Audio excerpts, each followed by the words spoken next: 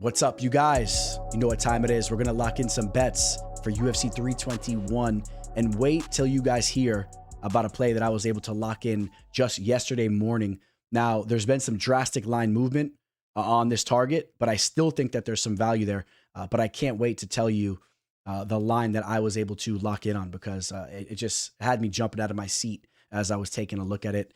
So stick around with me. I'll throw that play towards your guys' way. I'm going to throw you a couple plays here. We're bringing back the long shot parlay, the big belly parlay, but we're going to be doing it a little bit differently. And if you guys like the way we do this one, I think that we'll kind of keep them going this type of way. So give me some feedback in the comment section as we get to that segment. You'll see what I'm talking about there. I'll elaborate on that. And if you guys like this type of content, if you like me throwing the bets right at you a day or two before the fight cards take place, smash that like button and subscribe to the channel if you're new, and I'll continue to provide you with these types of videos. It allows me to know you guys like what you're seeing. So if you guys could do that, it means a lot to me. Go follow me on my social media, and we'll jump right in to the first target for UFC 321.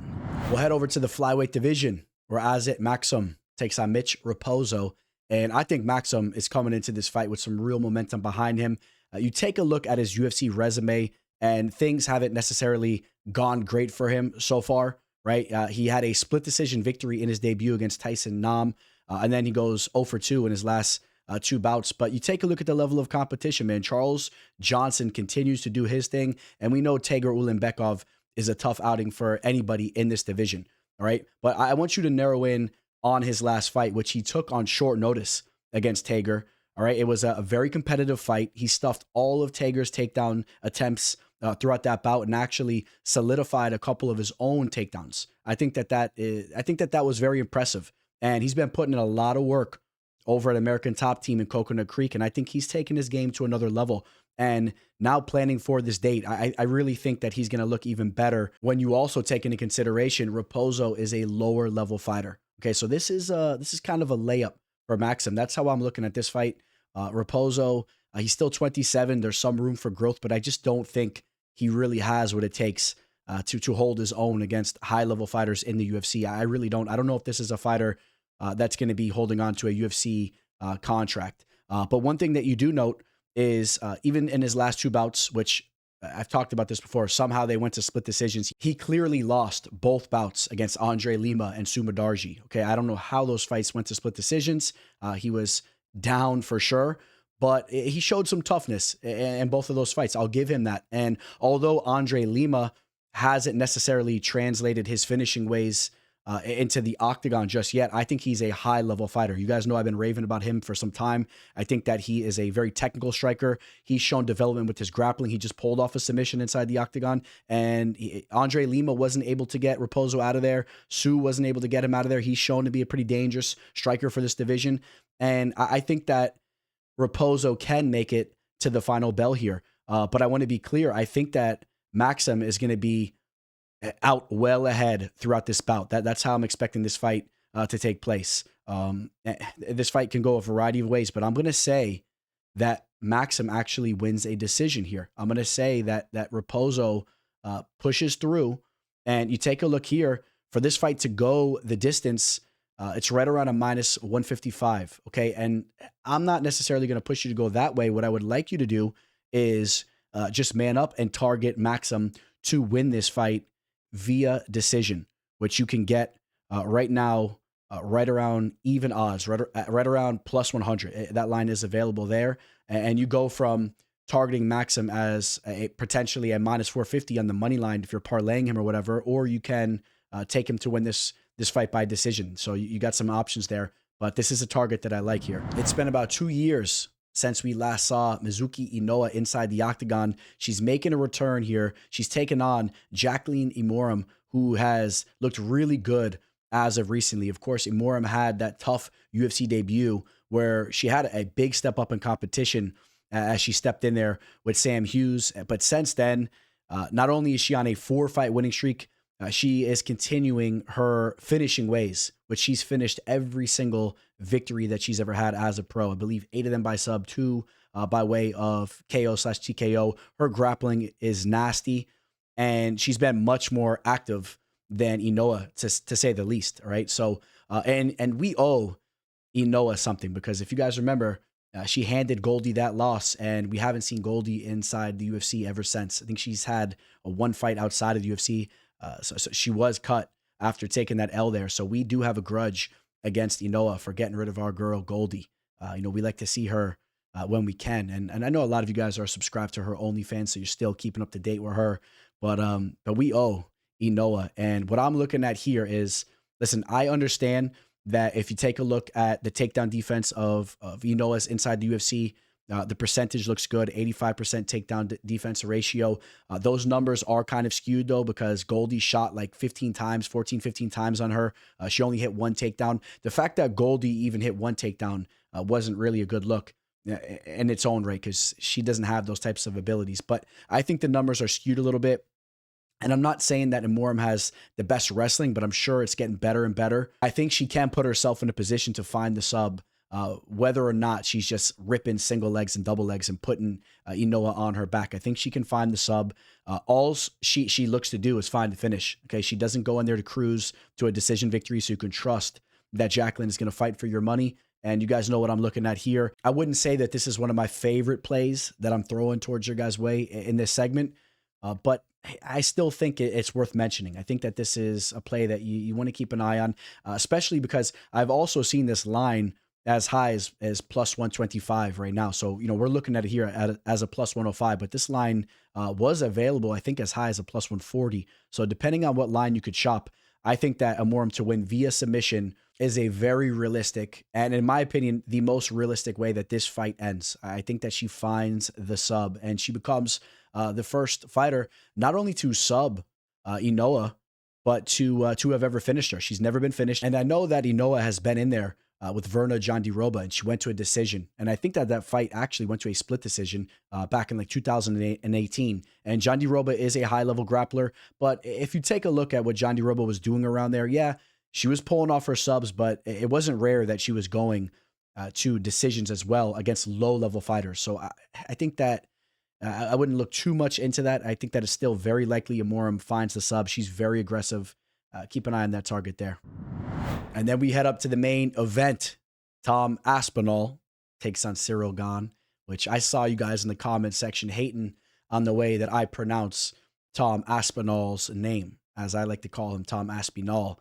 And if you guys have been tuned into the show for some time, you guys know I do like to say certain fighters' names with my own kind of swag on it. It's just the way I talk. I kind of just sometimes I spit here on the mic as if I'm just hanging out with the boys, and I understand that there are certain fighters' names that I'm not saying correctly. Okay, so just so you know that I do understand that, but I feel more comfortable just throwing it out there the way that it just comes to mind, and I don't know why. Tom to me is Tom Aspinall, but I know I will try to stick to Tom Aspinall and say that nice and proper. But here we are. We're at the main event, and some of you guys probably know already where I'm going to go with this. I'm going to cut right to the chase. Yesterday morning, I was able to lock this play in here, and I'll let you know, this is one of my official plays for this event. If you guys want my entire slate of my official targets, you guys know you can reach out to me, shoot me an email, or DM me on Instagram. I got a couple available options. You can get my entire slate for free, including an entire month package of my targets for free if you sign up through my referral link to a very solid sports book. And if you don't want to do that, I have other options as well. So reach out to me if you guys are interested. And that sports book is, in fact, where I locked this target in yesterday morning. And I was in shock as I'm looking up and seeing Tom Aspinall to win this fight via submission at a plus 365. Okay, I was able to lock that in. And about an hour after I locked that in, it drops to plus 225, which I still think that there's value on it at plus 225. I think that Tom Aspinall is going to win this fight via submission. I really do. I think that is the most likely outcome in this fight. Any way you spin it, I think that is the most likely outcome. Of course, you remember what John Jones just did to Gane. I mean, that was ridiculous, the way he just took him down with ease and subbed him within 2 minutes. I don't see any reason why Tom can't go out there and replicate exactly what Jones did. And even if he doesn't do it immediately when the fight kicks off, I mean, if the fight does progress and we don't see any flash type of KO, I think that it's very likely that you're going to see Tom eventually go to his grappling and just get in a dominant position. I mean, he's been training jiu-jitsu since he was 8 years old or so. And Gane, of course, is a fighter that has that kickboxing background. He's trying to sharpen up his grappling, but it's never going to catch up to the level of a Tom Aspinall's. It's not. And I think that Tom is going to have plenty. He is going to have plenty of time. He's going to have 25 minutes to find that submission. You look at the takedown accuracy, 100%, takedown defensive ratio, 100%. I mean, this dude is elite. If you don't mind, I mean, I'll sit here for a second and just rave to you guys that I think that Tom is the greatest talent that the heavyweight division has ever seen. And I can't wait to see him start to string off these victories so I could really go on about that and there'll be more of a track record. But this dude is just, he's such a treat to watch. And I've been hearing people talk about, the press conference being a little bit boring going into this fight and certain people aren't as amped up for this event. I completely disagree. Hit the comment section up below and let me know what you think, but I completely disagree with you guys. When you have a fighter like Tom here, when you're talking about a heavyweight that performs the way he does, he really doesn't have to talk too much. And I actually think his personality, it's not bad. I think that it actually, it goes fine for combined with his skills. I think that he's kind of like a James Bond type figure. He's not going to be too talkative. He's kind of humble, but he has the look. I mean, you see him with the gold chains. He's all tatted up. And then when he's in the cage, I mean, he's moving very differently. So I'm all about it. I'm excited to see him in there. And this is a good test for him, but he should be the vastly superior fighter, in my opinion. I think he'll check off all kind of boxes, even in the later rounds. But the submission, I just think it's so likely. I can't believe that this line was available at a plus 365 line. And I think that there's just value on it right now at plus 225. I would say there's value on this target at anywhere from plus 170 and better. I do. So that's a target for you guys there. That brings us to the big belly parlay. And as I told you, we're going to be doing it a little bit different.